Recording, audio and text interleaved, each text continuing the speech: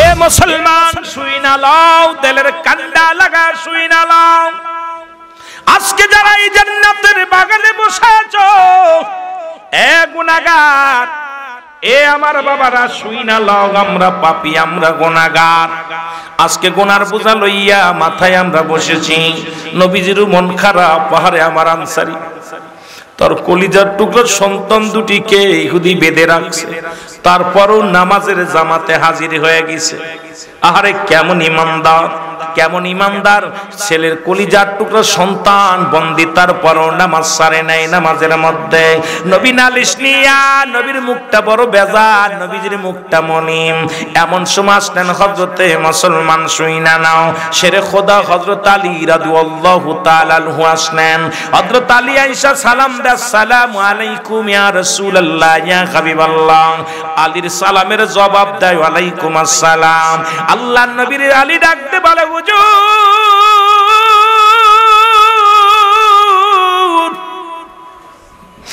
আমি দেখতেছি আপনার মনটা কেন মলিমিরা, আপনার মুখটা কেন মলিম ইয়া রাসূলুল্লাহ ইয়া হাবিবাল্লাহ। আপনি একবার হুকুম দেন, আমি শেরে খোদা হযরত আলী আমার জীবনের বিনিময় হলো আপনার মুখে হাসি ফুটাইব। নবী গো, কে আপনাকে গালি দিয়েছে, কে আপনাকে মন্দ বলেছে, কে আপনাকে কষ্ট দিয়েছে, একবার বলেন না নবী গো।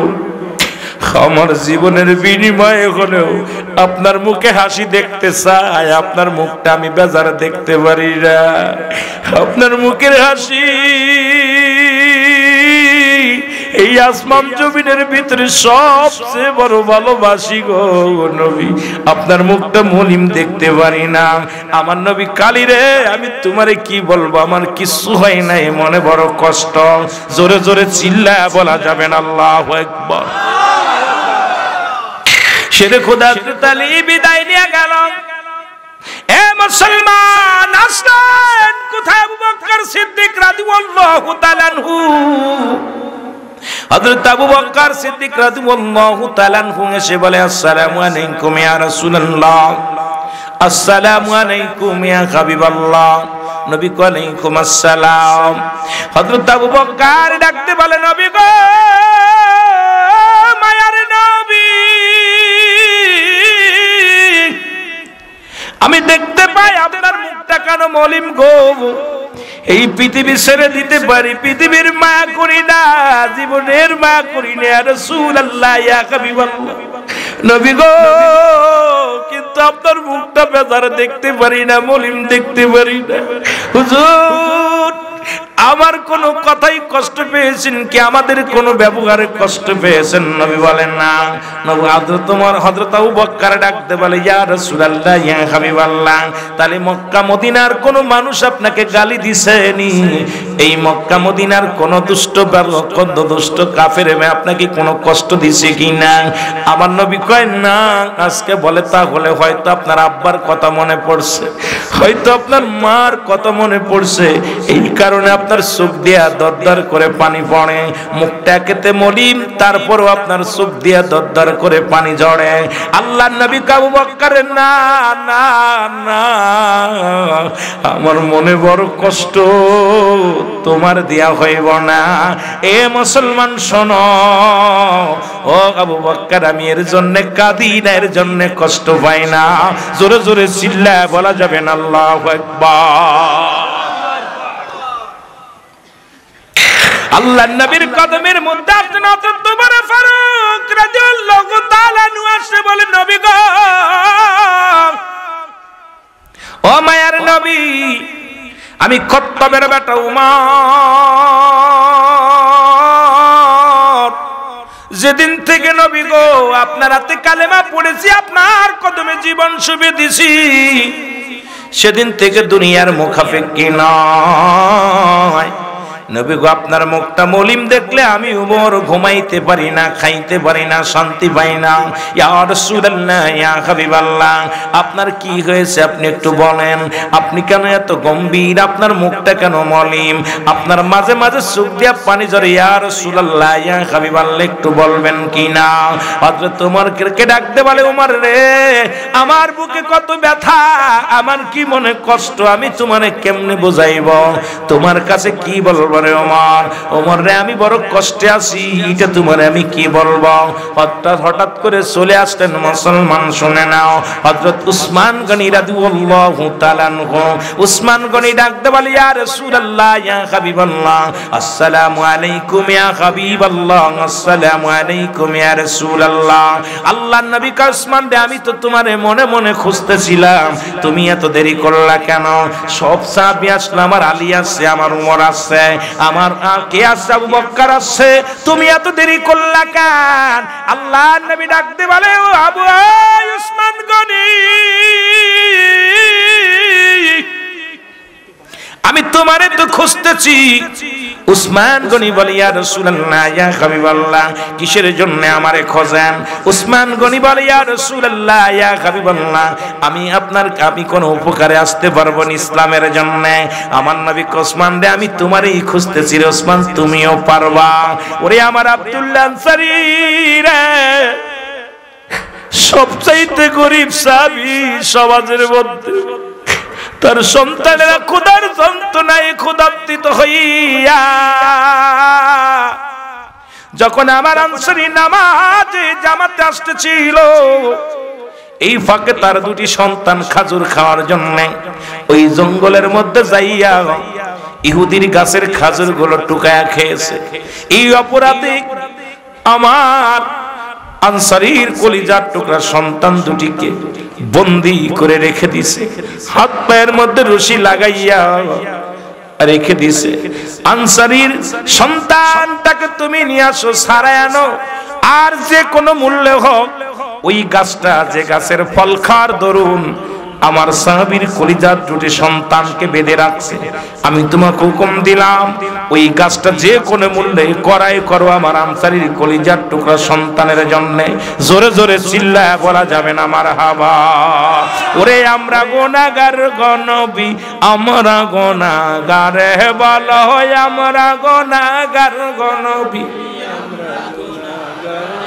ও নবী গো আমরা সালাত সালাম জানাই, সালাত সালাম জানাই আপনার পরে, ও নবী গো আরো জোরে বলেন, আমরা গুনাহগার গনবী, আমরা গুনাহগারে, বলো আমরা গুনাহগার গনবী গারে, ও নবী গো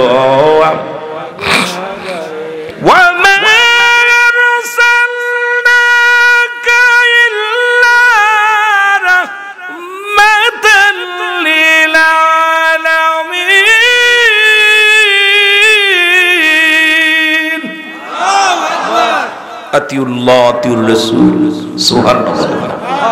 আরো জোরে আল্লাহর অনুগত হতে হবে, আতিউল্লাহ, আল্লাহর অনুগত আমরা হতে চাই কি চাই না? জোরে বলেন, চাই কি চাই না? আল্লাহ কয়, ও বান্দা, তুই আমার অনুগত হইলি, আমার রাসূলের অনুগত হইতে হবে। এই জন্য যেখানে আল্লাহ সেখানে রাসূল মুসলমান, আতুল্লাহ তুর রাসূল। আল্লাহ কয় আমার অনুগত করো, আমার নবীর অনুগত করো। এখন একটা করবেন, একটা করবেন না, আপনি কেমন মুসলমান? আজ থেকে আমরা আল্লাহ রাসূলের অনুগত করতে চাই কি চাই না? আরো জোরে বলেন, চাই কি চাই না? আওয়াজে জোর নাই, তার মানের মধ্যে মুনাফিক আছে। আল্লাহ কমিনান নাস, মানুষের মধ্যে বাকুলতার বলবে আমার না তার ঈমান আনছে, বিল্লাহি আল্লাহর প্রতি আখিরাতের প্রতি বিশ্বাস স্থাপন করছে। ওমা হুম বিমুমিনিন, আল্লাহ কয় মুমিন মুত্তাকিন বলে দাবি করবে, রাসূলুল্লাহর কদমের মধ্যে একদল বেঈমান যায়। এখন আমি আপনাদের কাছে বললাম, আতিউল্লাহ, আল্লাহর অনুগত করো, আতিউর রাসূল, রাসূলের অনুগত করো। রাসূলের অনুগত যদি না করো তুমি মুসলমান হতে পারবা না। আল্লাহর অনুগত্য কইরা, আল্লাহর অনুগত্য কইরা হাজার মানুষ যাবে জাহান্নামে। যতক্ষণ পর্যন্ত রাসূলের অনুগত্য না করতে পারবে, রাসূল খুশি হয়ে গেলে আল্লাহ খুশি হয়ে যাবে। আল্লাহকে খুশি করার একমাত্র মাধ্যম ঠিকানা হলো নবী মুহাম্মদুর রাসূলুল্লাহ সাল্লাল্লাহু আলাইহি ওয়াসাল্লাম। জোরে জোরে বলো ঠিক কিনা? নবী মানবে না, তোর মতো মৌলবীর দরকার নাই, তোর মতো মৌলবীর দরকার নাই। নবী মানবা না, একটা মানবে একটা মানবা না। এই জন্য যেখানে আল্লাহ সেখানেই রাসূল, রাসূলকে ভালোবাসো। জোরে বলেন ঠিক কিনা? আমাদের পথ চিনতে হবে, মত চিনতে হবে। হঙ্গামা মারামারি করতে চাই না, আমরা চাই নবীর ভালোবাসা, আল্লাহর গোলামি। জোরে বলেন ঠিক। এ মুসলমান শুনে নাও, হযরত উসমান গনি রাদিয়াল্লাহু তাআলা আনহু চলে গেলেন ইহুদির বাড়ি। মনে আসেনি? ইহুদির বাড়ি চলে গেলেন। ইহুদির কাছে যে বলেন, ইহুদি রে, ও ইহুদি, তোর দিলে কি কোনো মায়া নাই? তোর দিলে কি কোনো দয়া নাই? ছোট ছোট মাসুম বাচ্চা দুটি গাছের নিচে বেঁধে রাখছে, তারা আব্বু আব্বু বলে কান্দে। ওই মাসুম বাচ্চার হাতের মধ্যে রশি দিয়ে বেঁধে রাখছি। ইহুদি রে, ওই দুটি কলিজার টুকরো সন্তান গাছের নিচে বয়া কান্দে, আব্বু আম্মু বলে কান্দে। তোর দিলে কি কোনো মায়া নাই? তোর দিলে কি কোনো দয়া নাই? ইহুদি বলে, উসমান গনি, তুমি ধনী মানুষ, তুমি আমার কাছে কিসের জন্য আসছো? কই বাচ্চা দুইটা ছেড়ে দে। কই বাচ্চা দুইটা ছাড়বো না, আমার গাছের নিচেই থেকে খেজুর টুকায়া খেয়েছে, টুকায়া খেজুর খেয়েছে, এই জন্য অপরাধ করেছে, তাদের বন্দী রেখেছি। বলে, ইহুদি রে, তোমার খাজুর গাছটা আমার কাছে বিক্রি করে দাও। ওই খাজুরের গাছটা আমি ক্রয় করব। কত টাকা চাও? বলে, আমার গাছ আমি বিক্রি করব না। বলে, কিসের বিনিময়ে তুমি সন্তান দুটিকে ছেড়ে দিবা? তোমাকে টাকা চাইলে টাকা দিব, গাছ চাইলে গাছ দিব। তাহলে আমার আনসারীর কলিজার দুটি সন্তান দুটিকে ছেড়ে দাও। ইহুদি কয়, না, তাহলে গাছটা বিক্রি করো। কয়, গাছটা বিক্রি করতে পারি, তুমি কি দিবা? বলে, তুমি বলো কি নিবা? বলে, তোমার একটা গাছের বিনিময় তুমি 100 খাজুরের গাছ যদি আমাকে দিতে পারো। ধরন্ত গাছ কয়টা? কয়টার বিনিময়? জোরে বলেন, কয়টার বিনিময়? একটা গাছের বিনিময় 100 খাজুর ধরা গাছ। ওই বাগিচাটা যদি আমারে তুমি লিখে করে দিতে পারো, তাহলে ওই গাছটাও দিতে পারি এবং ওই সন্তান দুটিকে আমি ছেড়ে দেব। মুসলমান উসমান গনি ডাক দে, ইহুদি রে, এই লও, টাকা লও, দলিল দাও, কাগজ দাও, কাগজে লিখে দিলাম এই 100 গাছ তোমার আমি দিয়ে দিলাম। একটা গাছ বিনিময় একটা গাছ আমি পাইলাম। ইহুদি ডাক দে, কয়, উসমান গনি রে, তুমি 100 খাজুর গাছের বিনিময় একটা খাজুর গাছ কিনলা, বুঝলাম না হাকিকত। উসমান গনি ডাক দে, কয়, ইহুদি রে, তুই কি করে বুঝবি? এই গাছটা আমার রাসূলুল্লাহ পছন্দ করেছে, আমার রাসূল এটাকে চেয়েছে। 100 খাজুর গাছ নয়। তুমি যদি আমার জীবনটা চাইতি, তুই যদি আমার কলিজাটা চাইতি, আমার ভিতরে হাত ঢুকায়া দিয়ে আমার কলিজাটা টানতে ছিঁড়ে তোরে দিতাম। তবু এই খাজুর গাছটা চাই, শুধু 100 নয়, আমার জীবনের বিনিময় হলেও এই খাজুর গাছটা আমার রাসূলুল্লাহকে নিয়ে দিব। সুতরাং ইহুদি রে, তুই বুঝবি না প্রেম দরিয়ার ভালোবাসা, এই বুঝবি না আমার রাসূলুল্লাহর ভালোবাসা। আমার রাসূল চেয়েছে, আমার রাসূল যাতে খুশি, আমি তাতে খুশি। আমার নবীর খুশি করতে যাইয়া 100 গাছ না, এরকম হাজার হাজার গাছ, আমার জীবন, আমার জৈবন সব যদি বিলিয়ে দিতে হতো, তবু আমি এই গাছটা করাই করতাম। জোরে জোরে চিল্লায়া বলা যাবে না মারহাবা। আল্লাহর নবী কেমন সাহাবীদেরকে ভালোবাসতো? সাহাবীরা আল্লাহর নবীকে ভালোবাসতো। মারহাবা বলেন, আরো জোরে, আরো জোরে। এই জন্য মুসলমান শুনে নাও, আমি ওদিকে নয়, যেতে হবে জান্নাতের দিকে, জাহান্নামের দিকে। মানুষ ইন্তেকালের পরে দুইটা জায়গা নেওয়া হয়, একটা হলো মুসলমান সিজিল, আর একটা হলো আরেকটা কি ইজ্জিল। আল্লাহু আকবার বলেন না। একটা জায়গা হলো জান্নাত, একটা হলো জাহান্নাম। একটা ভালো জায়গা, একটা খারাপ জায়গা। কোথায় যেতে চাই? কোথায় যেতে চাই? জোরে বলেন কোথায় যেতে চাই? আরো জোরে বলেন কোথায় যেতে চাই? আর এই জান্নাতের ভিতর আছে নিয়ামত। এই জান্নাতের মধ্যে রাসূল আকরাম সাল্লাল্লাহু আলাইহি ওয়াসাল্লাম যখন মিরাজ করলেন, এই জান্নাতের মধ্যে গেলেন, জিবরিল আমিন নিয়ে দেখাইলেন, ঘুরে ঘুরে দেখাইলেন। প্রতিটা জান্নাতের দরজা খুলে নবীজি দেখতে পাইলেন তার উম্মতের জন্য শুধু নিয়ামতে ভরপুর। যেদিকে তাকায় সেদিকেই নিয়ামত, যেদিকে তাকায় সেদিকেই নিয়ামত, যেদিকে তাকায় সেদিকেই নিয়ামত। আমার আল্লাহ বলে হাকা যা, অনেক দিব কম দিব না। ওই নিয়ামত গুলো একমাত্র জান্নাতীদের জন্য এত অফুরন্ত ভান্ডার দান করবে। জোরে জোরে চিল্লায় বলো মারহাবা। আর একটু জোরে বলো মারহাবা। ওই জান্নাতের ভিতরে নহর পাওয়া যাবে, জান্নাতের ভিতরে ফল পাওয়া যাবে, জান্নাতের ভিতরে ফুল পাওয়া যাবে, জান্নাতের ভিতরে নারী পাওয়া যাবে। 70টা করে একটা পুরুষের জন্য, একটা পুরুষের জান্নাতীদের জন্য 70টা করে হুর। একটা মেয়েদের জন্য একটা মহিলা সে যদি সতী সাথী হইয়া জান্নাতের মধ্যে প্রবেশ করে, ওই নারীর জন্য 70টা করে গেলে মান থাকবে। একটা পুরুষের জন্য 70টা করে হুর থাকবে।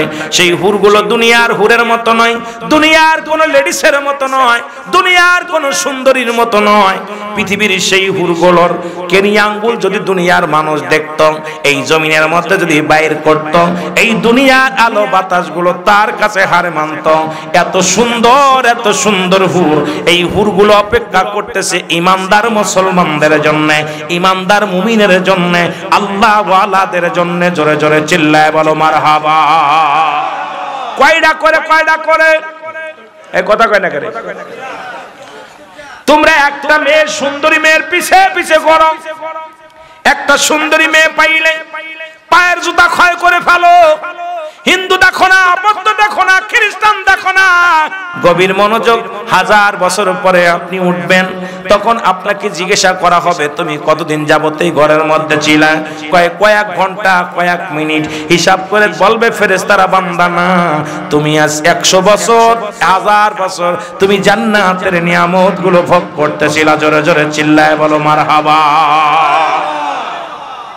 এই জান্নাতের ভিতর থাকবে সমস্ত প্রকার সুযোগ সুবিধা। মারহাবা বলেন না? কি থাকবে? কি থাকবে? সমস্ত প্রকার সুযোগ সুবিধা থাকবে। যেমন আমার দেশে সরকারি কর্মকর্তা যারা এমপি, মিনিস্টার, মন্ত্রী হয়, তাদের যেমন অনেক সুযোগ সুবিধা আছে। একজন এমপি মন্ত্রী যখন হয়, তাদের পর্যাপ্ত সুযোগ সুবিধা যা চায় তাই পায়। তাদেরকে সব ব্যবস্থা করে দেওয়া হয়। এই দুনিয়ার এমপি মন্ত্রীদের যদি এমনি হয়, শুধু এমপি হওয়ার কারণে জনগণের ভোটে এমপি হওয়ার পর, মন্ত্রী হওয়ার পর, রিটায়ার্ডের পরেও তাদের এত দাম। যখন রিটায়ার্ড হয়ে যায় তাদেরকে সিকিউরিটি দেওয়া হয়, তাদেরকে ভাতা দেওয়া হয়, তাদেরকে শান্তিতে প্রতি মাসে মাসে রেশন দেওয়া হয়, তাদের ভালো ফ্ল্যাট বাড়ি দেওয়া হয়, তাদের সুযোগ সুবিধা, সব সুযোগ সুবিধা করে দেওয়া হয়। তদ্রূপ দুনিয়ার জিন্দেগির মধ্যে যারা আদায় করে কামাই করে জান্নাত পাবে, যারা দুনিয়ার মধ্যে মুত্তাকিন হয়ে ইন্তেকাল করবে, যারা দুনিয়ার জিন্দেগিতে মুসলমান ইমানদার হইয়া মৃত্যুবরণ করবে, মৃত্যুর পর থেকে আবাদান আবাদান চিরস্থায়ী জান্নাতের মধ্যে থাকবে। আর ওই জান্নাতের মধ্যে সমস্ত প্রকার সুযোগ সুবিধা করে দিবে আমার আল্লাহর ফেরেশতারা।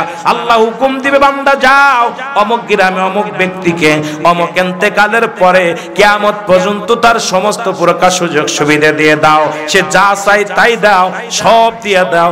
সর্বশেষে আমি আল্লাহ সব নিয়ামতের পরে আমি আসব জান্নাতের মধ্যে। যখন ও মুসলমান, জান্নাতের মধ্যে সর্বশেষে আল্লাহ ডাকতে বল, বান্দা দুনিয়াতে তুমি জান্নাত কামাই করেছো, ইবাদত বندگی করেছো, এর বিনিময়ে তুমি জান্নাত পেয়েছো। সব কিছু আমি আল্লাহ দান করেছি। তোমার আর কোনো অভাব আছে কিনা? আর কিছু চাও কিনা? বান্দা বলবে আমি আর কিচ্ছু চাই না, আমার কিচ্ছু লাগবে না, কারণ আমার যা চাইছিলাম তার চাইতে বেশি পেয়ে গেছি, সব সুযোগ সুবিধা পেয়ে গেছি। আমার আল্লাহ বলবে বান্দা না, দুনিয়ার মধ্যে আমাকে তুমি দেখো নাই, না দেখে তুমি সিজদার মধ্যে বলেছিলে সুবহান রাব্বিল আলা, রুকুর মধ্যে যে বলেছিলে সুবহান রাব্বিল আযীম, যখন তুমি বলেছিলে আলা নত হয়েছে, একমাত্র কারুর কাছে মাথা নত করো নাই, একমাত্র আমার কাছে মাথা নত করেছো, আমার তাসবিহ পড়েছো, প্রশংসা করেছো। পৃথিবীর কারুর কাছে তুমি খোদা বলে দাবি করো নাই, একমাত্র আমার তুমি খোদা বলে মেনেছো। তুমি বলেছিলে আল্লাহু আল্লাহু আহাদ আল্লাহুস সামাদ লাম ইয়ালিদ ওয়া লাম ইউলাদ ওয়া লাম ইয়াকুল লাহু কুফুয়ান আহাদ। আল্লাহ বলে বান্দারে, আল্লাহ বলে এক, আমি আল্লাহ এক বলে স্বীকার করেছিলা, দ্বিতীয় কোনদিন তুমি ঈমান বেছো নাই, দুনিয়ার মধ্যে কারুর কাছে মাথা নত করো নাই, একমাত্র মাথা লুটায় সিজদার মধ্যে লুটিয়ে পড়েছো বান্দা। এই না বান্দা শোনো, একমাত্র আমি আল্লাহ, আমি আল্লাহ এক, আমি আল্লাহ এক, আমার দ্বিতীয় নাই, এটা অস্বীকার স্বীকার করেছিলে তুমি, দুনিয়ার মধ্যে স্বীকার করেছিলে। আমার প্রেরিত রাসূল আল্লাহর নবী মুহাম্মদুর রাসূলুল্লাহ, একে তুমি আমার নবী বলে, আমার প্রেরিত রাসূল বলে মেনে নিয়েছিলে। আজকে আমার নবী, আমার দোস্ত পেয়ারা হাবিব, আমি আমার আল্লাহ, আমি আল্লাহ আমার হাবিব সহ আজকে জান্নাতের ভিতরে একটা উপহার দিব। সেই উপহার হলো আজকে কোনো পর্দা থাকবে না, আমি আল্লাহ সরাসরি বান্দার সঙ্গে দেখা দিয়া দিব। জোরে বলেন সুবহানাল্লাহ। সবচেয়ে বড় শান্তি লাগবে তখন যখন মদিনাওয়ালারে পেয়ে যাবে। নবী বলবে মান হাযা রাসূল, আমি কি তোমাদের নবী নয়? উম্মতিরা যারা নবীর প্রেমে দেওয়ানা হয়ে যাবে, হ্যাঁ আপনি আমাদের নবী, জোরে বলা যাবে না মারহাবা, বলবে আপনি আমাদের নবী, নবীজি খুশি হয়ে যাবে। ও মুসলমান ও মায়াতি খায়রুল লাকুম, বাবারা আমার গভীর মনোযোগ। নবী কয় উম্মতিরা রে, এই দুনিয়া থেকে বিদায় নিলাম আমি শুধু উম্মতের কল্যাণের জন্য। তখন নবী বলবে উম্মতিরা রে, তোরা যারা আমাকে চিনছিস, আমি নবীর জীবনে দেখিস নাই, আমি নবীকে না দেখে বিশ্বাস করেছিলি, ভালোবেসেছিলি, আমি নবী আজকে সরাসরি কব তোমার জান্নাতের মধ্যে দেখা দিলাম, নবীর দেখা পেয়ে যাবে। আমার আল্লাহ বলবে বান্দারে, এই পৃথিবীর মধ্যে তুমি ইবাদত বন্দেগী করেছো আমারে পাওয়ার জন্য, আমার জন্য পাগল ছিলা, জীবনে কোনোদিন দেখো নাই, না দেখে ইবাদত করেছো, এক আমি আল্লাহকে তুমি স্বীকার করেছো। আমি আল্লাহ আজকে পর্দাবিহীন সরাসরি জান্নাতীদের সঙ্গে দেখা দিব। জোরে বলা যাবে না মারহাবা। সবচেয়ে প্রশান্তি লাগবে, সবচাইতে আনন্দ লাগবে, সবচেয়ে খুশির সংবাদ হলো জান্নাতীদের সঙ্গে আল্লাহ সরাসরি সাক্ষাৎ দিবে। জোরে বলা যাবে না মারহাবা। যে জিনিসটা কষ্ট করে আদায়, কষ্ট করে সাধনা করে যে জিনিসটা পাওয়া যায় তার প্রতি চাহিদা বেশি থাকে। জোরে বলেন ঠিক কিনা? বেশি আকাঙ্ক্ষা থাকে। আল্লাহ বলে যখন জান্নাতি নিয়ামত, কি চাবেন, কি চাবেন সব দিবে, সব কিছু পেয়ে যাবেন। যদি সর্বশেষে আপনার বিবি যদি ইমানদার হয়, বিবিকে যদি চান, বিবিকে আমার আল্লাহ হাজির করে দিবেন। অনেকে বলতে পারেন হুজুর একটা মানুষের জন্য 70টা হুর দিবে, আবার বউ কি দরকার আছে? কারণ পৃথিবীর মধ্যে যে বিবি তার স্বামীর অনুগত্য করিয়া ইন্তেকাল করবে, যে বিবি তার স্বামীর অনুগত্য হইয়া স্বামীর খেদমত কইরা স্বামীর কথা মতো চলে আল্লাহর ইবাদত বন্দেগী করেছে, রাসূলের অন্তর্গত হয়েছে, ওই বিবি কিয়ামতের ময়দানে জান্নাতের মধ্যে স্বামীর সঙ্গে জান্নাতের মধ্যে থাকবে। জোরে জোরে বলেন আল্লাহু আকবার। তখন ওই স্বামী ডাকবে আল্লাহ, ওই দুনিয়ার বিবিটা আমাকে দাও।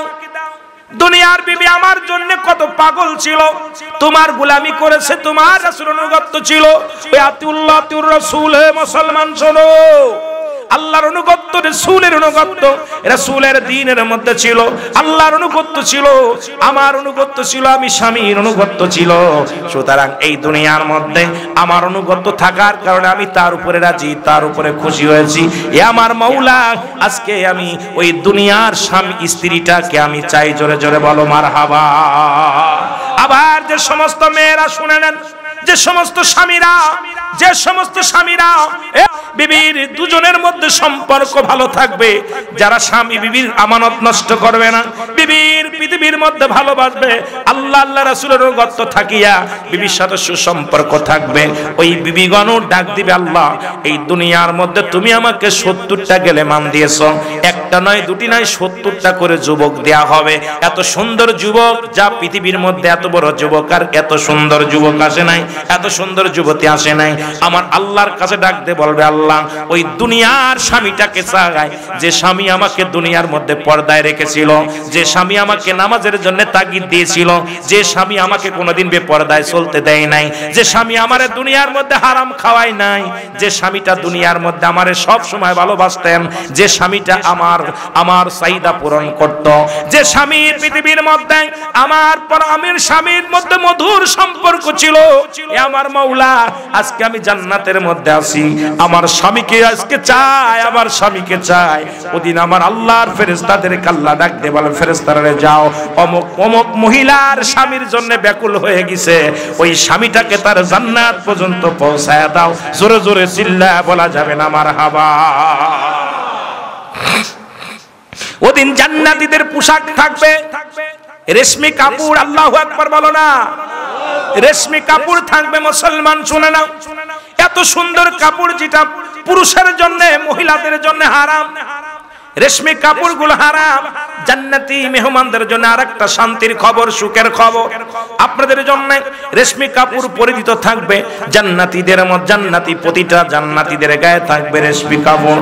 যুবক যুবতীরা শুনে নাও, তাদেরকে এত দামি এত মর্যাদা করে দেয়া হবে, পৃথিবীর সবচাইতে দুলহান দুলানি যেমন বাসর ঘরে একাকার হয়ে যায়, ওই জান্নাতের ভিতরে যখন কোন বান্দা প্রবেশ করবে, ও মুসলমান শুনে নাও, জান্নাতের ভিতরে যখন প্রবেশ করবে, এই দুনিয়ার সবচাইতে শান্তির জায়গা যখন প্রবেশ করবে, আল্লাহ তাআলা সমস্ত নিয়ামত ওই বান্দার জন্য ওই জান্নাতের মধ্যে নিয়ামতে ভরপুর করে দিবে। জোরে জোরে বলো মারহাবা। তবে ঈমানদার হওয়া লাগবে, বেঈমান হলে নয়, ঠিক কিনা? আরো জোরে বলেন, আরো জোরে বলেন। এ মুসলমান, শুধু কল্পনা করবেন, মনে মনে কল্পনা করছেন এই জিনিসটা চাই, এই জিনিসটা করব, খালি মনে মনে মনে মনে যদি মনে করেন বিবিলা পার্কে ঘুরতে চেয়েছিলেন, দুনিয়ার মধ্যে জীবনে পারেন নাই, কসম আল্লাহর বলি, তো আপনি জান্নাতের ভিতর পার্কও পাবেন, ওই পার্কের মধ্যে বিবিলয়া বাদাম খাইতে পারবেন। সুবহানাল্লাহ বলেন না? যা চাইবেন মনে মনে, বালা করে শোনেন, এক কথায় জান্নাতীদের সমস্ত চাহিদাগুলো পুরা করবে আমার আল্লাহ, জান্নাতি নারীদের চাহিদাগুলো পুরা করবে আমার আল্লাহ। শুধু চাইতে দেরি, দিতে দেরি নয়, অসংখ্য ফেরেশতা নিয়োজিত আছে, আমার জান্নাতীরা কি চায় সেইগুলো তাদের পরিপূর্ণ করে দাও। জোরে জোরে বলেন মারহাবা। আর একটু জোরে বলেন আল্লাহু আকবার। জান্নাতীদের জন্য সংবাদ, এই গরুর গোশত 800 টাকা কেজি, থেকে টাকা আছে তাদের কিনতে সমস্যা নেই, গরিব মানুষ খালি চায়া চায়া দেখবো, বড় লোকরা খাইবো। জান্নাতীরা যারা এই নিয়ামতগুলো ভক্ষণ করবে, আর জাহান্নামীরা আফসোস করবে আর বলবে, ইয়া সালিম, ইয়া সালিম, ইয়া সালিম, আমাকে নিরাপত্তা দাও, নিরাপত্তা দাও। আল্লাহু আকবার বলেন না? কয়টা জান্নাত, কয়টা জান্নাত? জোরে বলা যাবে না কয়টা জান্নাত? আল্লাহ, যদি 12টা বেজে মারহাবা বলেন। কষ্ট হচ্ছে আপনাদের? কষ্ট হচ্ছে? 8টা জান্নাত প্রস্তুতি করা আছে কাদের জন্য? আল্লাহ তাআলা জাহান্নামীদের জন্য রেখেছে, একটা নয় দুটি নয়। আর জাহান্নামের মধ্যে এমন অগ্নিকাণ্ড, পাথর, সাপ, বিচ্ছু জাহান্নামের মধ্যে অপেক্ষা করে। ওই জাহান্নামের মধ্যে পিপাসায় মানুষগুলো কাতর হয়ে যাবে। মহিলাদের হায়নি পাশের পানিগুলো তাদেরকে খাইতে দেওয়া হবে। এই পানিগুলো তখন খাবে। জাহান্নামের তলদেশে সবচেয়ে মুনাফিকরা যাবে। মুসল হব্বুল ফুজুল নামে একটা জাহান্নামের একটা নিম্ন জায়গা আছে। ওই পৃথিবীর মধ্যে মুনাফিক যারা মুনাফিকি করে, এই মুনাফিকদের স্থান হবে সবচেয়ে নিম্ন কাতারে। হায়নি পাশের পানি, কুরক্ত পচা পানি, যেমন বাজারের ওই ময়লা আবর্জনা একটা জায়গা ফেলে, ওই জায়গা দুর্গন্ধের রাস্তা দিয়ে চলা যায় না। জাহান্নামের একটা নিম্ন কাতারের জায়গা আছে, সেই জায়গাটার নাম হলো হব্বুল ফুজুল। এই নিম্ন কাতারের জায়গার মধ্যে হবে জাহান্নামীদের সবচেয়ে মুনাফিকদের জায়গা হবে। জোরে জোরে চিল্লায়া বলা যাবে না নাউজুবিল্লাহ। মুনাফিক যারা, পৃথিবীর মধ্যে মুনাফিকদের একটা জায়গা হবে জাহান্নামের নিশ্চয়ই নিম্নতম স্তরে। যেখানে ময়লা আবর্জনা ডাস্টবিন ফেলা আছে, ময়লা আবর্জনায় ভরপুর, সেই জায়গা হবে মুনাফিকদের জায়গা। কোথায় হবে? কথা কয় না? জাহান্নামীদের সবচেয়ে জাহান্নামীদের মধ্যে যারা মুনাফিক জাহান্নামী, পৃথিবীর মধ্যে মুনাফিকি করেছে। এ মুসলমান, জাহান্নামের মধ্যে শুধু বিপদ আর বিপদ। নবীজি জাহান্নামের বিবরণ দিতে যায়, নবীজির নিজেই চোখের পানিগুলো ছেড়ে দিছে। জাহান্নাম কোন জাহান্নামে কি অবস্থায় অগ্নিকণ্ডে জ্বলবে, কোন জাহান্নামে কাদেরকে পোড়াবে, কোন জাহান্নামে কত রকম শাস্তির বিধান আছে। তবে নবীজি বলতেছিল, আমি দেখেছি জাহান্নামের মধ্যে অধিকাংশ নারীরাই জাহান্নামী, বেশিরভাগ নারীদেরকেই জাহান্নামের মধ্যে আমি দেখলাম। এই ওয়াজ যদি এখন করি, সকাল বেলায় বিপদ।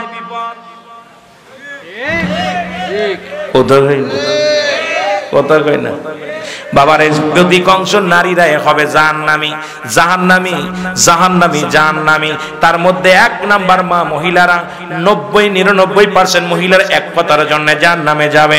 স্বামীর লানতকারী মহিলারা বেশি জাহান্নামে যাবে। তাদের হজ যাকাত সব কবুল, আর কিছু কবুল হবে না। যে সমস্ত নারীরা স্বামীর দুর্নাম করে, স্বামীর লানত দেয়, অভিশাপ দেয়, কয় বড়া পড়ার পালে এসে শান্তি হলো না, ও একটা ভালো কাপড় দিতে পারলো না, কোনোদিন একটু ভালোবাসা দিতে পারলো না, অকৃতজ্ঞতা স্বীকার করে।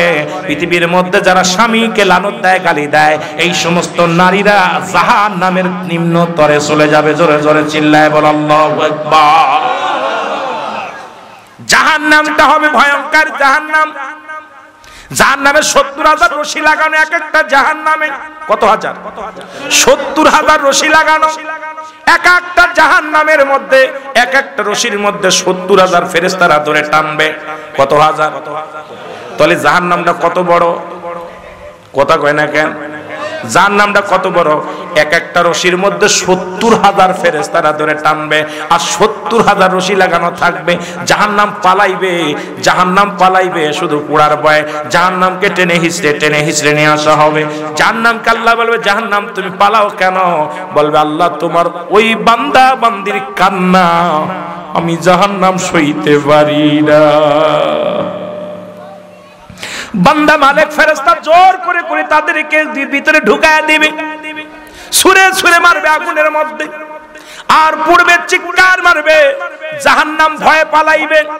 আল্লাহ বলবে, জাহান্নাম আজকে পালায় লাভ নাই, কারণ আমি তোমারে বানাইছি শুধু নাফরমানি বান্দাদেরকে সাইজ করার জন্য। সুতরাং ওদিন কেউ কারোর হবে না রে বান্দা।